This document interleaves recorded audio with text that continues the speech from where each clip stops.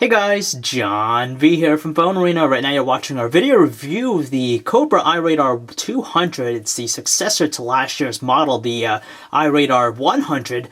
Now what's new with this guy is the fact that it offers support for Android smartphones in addition to the iPhone. Now looking at the iRadar 200, there isn't a dramatic change with its design over the predecessor, the iRadar 100. It looks almost the same except for the fact it's slightly more compact. It's not as long as before, so it's a little bit smaller. It still has made out of plastic, has a somewhat hollow feel to it. You have the silver plastic bezel around the side, giving a nice contrasting look. The top portion here has a soft touch matte coating, which is nice, gives it a nice clean appearance. And taking a look around the sides, the right side is clean, front side's also clean right there. On the left you have the volume and power adjustment right here. Turn on and adjust the volume. You have a switch right there to either set it to work with Android devices, which is green, or white for iOS devices. You have the power connection port. You have the compartment up front here for the radar itself, and you have the slot right there to connect it with the suction cup. And up top you have the speakerphone grill, the large size mute button, and you also have an LED light to notify that it's connected and paired up to your phone. It's worth mentioning that the Cobra iRadar 200 can actually work independently by itself, so you don't necessarily need an iPhone or an Android device to use this guy, just because whenever it does pick up some sort of radar, it's actually going to announce it, but you get the full worth of the Cobra iRadar 200 with a smartphone and the accompanying Cobra radar app.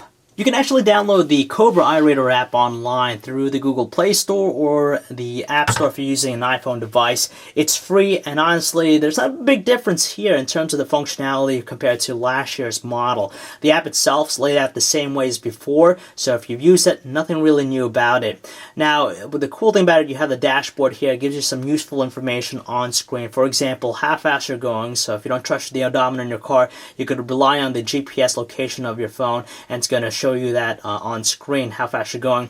The car battery and the voltage it's putting out, whether or not it's running a little bit low, the direction you're going. You can change the mode from city to highway. And the great thing about it is that whenever it does come across some sort of radar, it's going to pop up on screen, whether it be K, KA, X, VG2, or even a laser. And from there, you'll have the ability to actually report that as actually a confirmed case, or if not, if it's just a false alarm. So it saves that in their database. And on top of that, the other useful things that it gives you some information about live police locations where they usually stake out, photo enforcement, so you have things like red light cameras, speed camera traps. So it's great that when it's connected, it's going to actually announce it on the iRadar 200, so you don't have to look at your phone. You can just drive, look straight ahead, and get those audible announcements as well. Secondly, there's the maps feature of the application itself. It actually shows you where are the speed traps. In addition to that, some other confirmed threats, false alarms. So it's great you can visually see it aside from your actual location.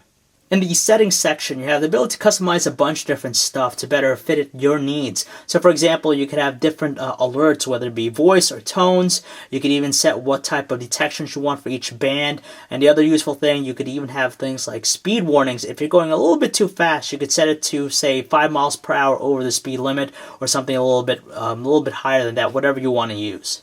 Right now, the Cobra iRadar 200 is selling for $130 online in store, but if you happen to have the iRadar 100 last year and you're using with an iPhone, there's no real big push to pick up this guy, just because the only new feature is the fact that it's compatible now to work with Android smartphones.